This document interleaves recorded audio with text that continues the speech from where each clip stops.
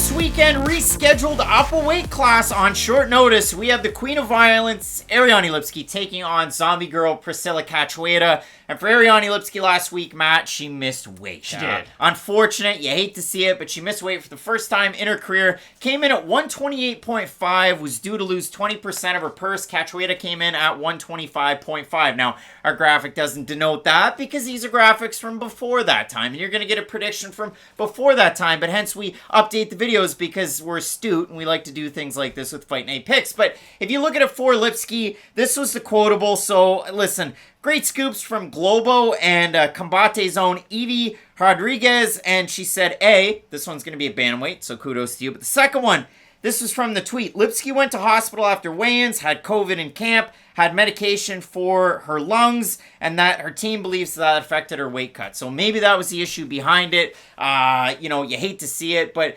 Lipski coming into this matchup, missed weight a week ago. Now she has to cut weight, but it's only to 135. So we'll see how this plays out for both of these women. Obviously, we touched on a lot of their skills and attributes earlier on. We'll throw it to that earlier prediction video. We'll update the odds and give you a final look because this is another really... Queen of Violence returned to form her last time out, and she's looking to get a win over zombie girl Priscila Cachoeira, a fan favorite, a channel favorite. We know you love her, and so do we. Her fights are fun, and her last time out, a big-time fight of the night against Ji-Yeon Kim, where everybody thought Ji-Yeon Kim won 2 rounds, and Priscila Cachoeira is still waiting for her Oscar after her interview. That was the most awkward thing I've ever seen.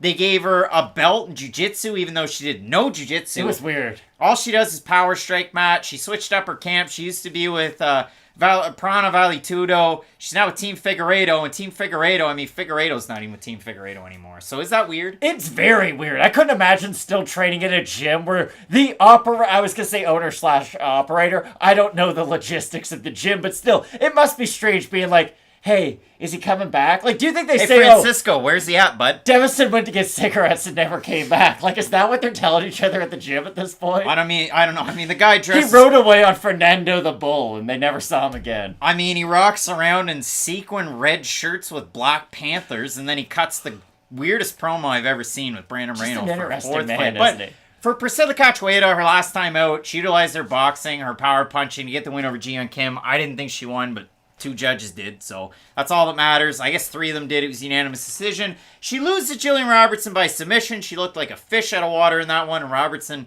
had nice enough things to say about her. Beat Gina Mazzani by knockout, where Mazzani looked good in the first round, had no gas in the second round. Beat Shannon Dobson by knockout 2.5 years ago. Lost to Luana Carolina by decision. She lost to Valentina Shevchenko in her UFC debut. She lost to Molly McCann by decision. And before that, from 2016 to 2017, she went on an 8-fight win streak and looked amazing and finished a lot of those by finish. That makes sense, Matt. And that was the selling point going into the Valentina fight. Like, it was, hey, the zombie girl, you may have never heard of her. This is on short notice. This is her debut. But boy, has she finished a lot of women on the regional scene. I'm sure Red Letter Media, if they're even a part of, interested in Fight Night picks, they're probably likening Priscila Cachoeira's Zombie Girl to the trailer of The Munsters by, Rob Zombie, my guy, because that trailer, they picked that damn thing apart. And I was halfway excited for that movie, and now I'm there. I haven't seen Nope yet. I'm still very excited to see it. Fair enough. Haven't watched it. This fight, though, Ariane Lipski did look very good her last time out against Mandy Boehm.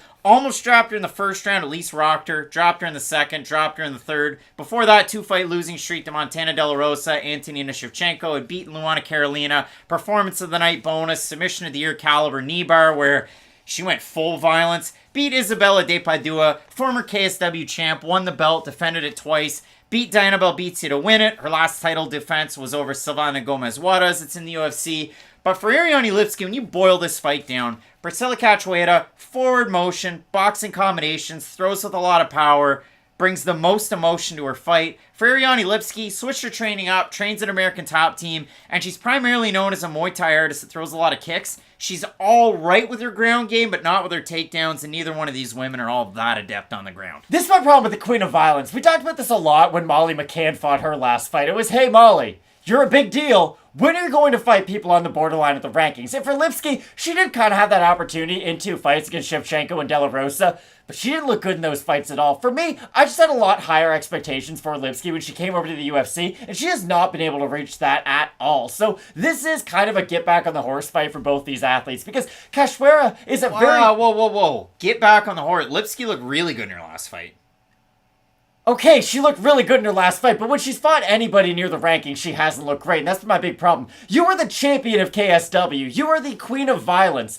You have not been that fighter at the UFC level whatsoever, and for me, I think this fight, more than any else on the card, comes down to volume over power, because if Lipski is able to stand on the outside, use some of that good Muay Thai, keep her hands up, which is really going to be a key factor in this fight, because for Priscila, we can talk about the negatives, we can talk about the eye pokes in the Jillian Robertson fight, they were awful, we can talk about her porous takedown defense. She does have very good power in her hands, though, and that's something you cannot take away from her. I know her knockout wins over the likes of Shayna Dobson and Gina Mazzani, and like you said, Mazzani looked good until she didn't, but not a lot of women in this weight division can just go out there and get TKO and KO victories, and Priscila, I would say, is one of the rare few who, if she can hit you with 4 or 5 power shots in a row, she's gonna put you down, or at least make you a much different version of yourself than you were earlier on in the fight. So that's where I can see a world where Priscila can have success. Let's say she can get on the inside of Lipski, start landing some of those boxing combinations, and let's say, 3 or 4 power shots do land, then maybe Cachoeira does have a game plan for some victories, but for Lipski, I really do like her steadiness with her striking in this matchup. I think some of those front kicks are going to be a really big problem for Priscila, because Priscila does kind of square up her stance and walk in on just a straight line, and I think if Lipski is able to start employing some of her kicks, like you said, neither fighter's great on the mat, so I don't think Lipski's going to be all that concerned about the takedown attempts from Cachoeira, and I do think that's going to allow Lipski to really open up her striking game plan to its highest potential. When I look at a battle between strikers, and let's face it, again, Cachoeira gets the belt, but that was like, here you go, here's the prize at the bottom of the cereal box. You won the fight. I guess we're doing this. When you look at it for Lipski, it's the more complete skill set on the feet versus the power puncher in Priscila Cachoeira. It's not like Randy Couture, James Toney. It's not anything like that. But when you do boil it down that way, I look at it similar to when Cachoeira fought somebody who's very good at Muay Thai in Luana Carolina. She got dropped in that fight. There were 30-26s there. There's better volume for Lipski as well. All right, so we have a look at the odds in the rebooking. Ariane Lipski, minus 185 favorite. Priscila Cachoeira, plus 160 the underdog. I'm eager to see the Tapology votes before we touch on this one any further. Lipski was the favorite with the voters last week. I'm going to say over-under... I don't know, 65% Lipski? I think it'll be under, honestly. You think it will? Over, my bad. 377 total votes, 80% Lipski, 82% by decision for the 20% that have Cachoeira, 65% by decision, a further 25% by knockout. This is a weird fight. You missed weight a week ago. I understand, medications this, medications that, but she missed weight. I thought maybe she was going to be compromised. Now it's up at bantamweight. You have all the particulars about, well, she trains in Florida, cut weight in Vegas. Now this fight's in California. There's too many unknowns for me now at this point. I still like Lipski with the overall skill set. I like her forward aggression, her body kicks, teep kicks, so on and so forth. Cachoeira, though, forever the boxer. Always aggressive.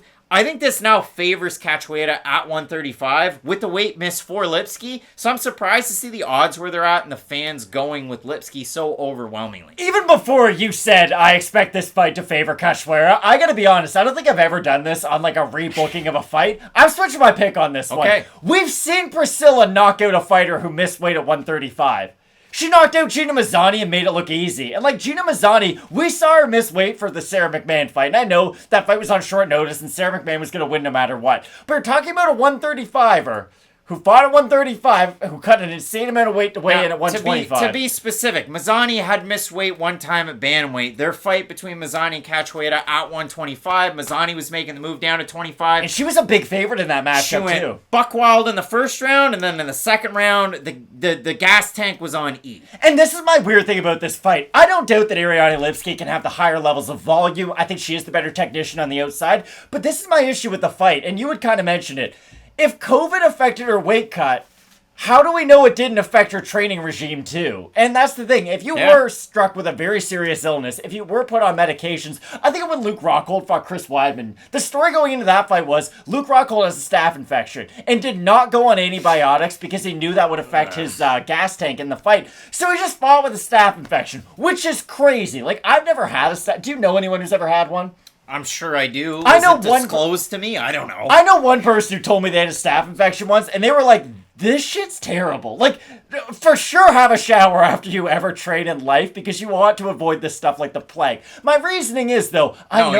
you want to avoid it like MRSA. You do, yeah, because that's the thing. I know MRSA and COVID are very different things, but still, I do worry about any time a fighter has an injury or anything like that, because if it affects your weight cut, then it probably affected the previous 6 to 8 to 10 weeks in your training camp. So I actually am going to switch my pick. I do think Priscila at 135 is going to be able to carry her power up a division a little bit better. And the difference is, if Lipski wins this fight, probably by unanimous decision, probably by split decision, don't really expect a finish from Lipski. And not that I'm going to sit here and say Priscilla's going to knock her out in the first round by any means, but if we're asking ourselves objectively who's more likely to get a finish, I don't think there's any doubt it's probably Priscila Cachoeira. She can land more power shots in the feet, and if she hurts Lipski, who did just cut weight a week ago, and I know it's a different weight class, but still, I do tend to favor Cachoeira, even though I don't love the pick all of a sudden. I do just feel like with all the by the ways around Ariane Lipski coming into this fight, that it is enough for me to switch my pick to Priscila, and that's why I guess below 80% when you would ask what the Tapology votes were. No, it really is a weird situation. I still have Lipski for the fact that I think she's the more well-rounded fighter, but when it does come down to this one, an odd one, let us know your thoughts on this one. Throw them down in the comments section below. We got a big-time card coming up this weekend. Listen, I mean, what Marlon Vera did to Rob Font, oh boy. And for Dominic Cruz, he beat Casey Kenning a while ago, but it should be an interesting main event. The UFC doesn't happen to go to San Diego area very often. Should be a fun one. Keep it locked in with Fight Night Picks, and as we always say, let's get into it.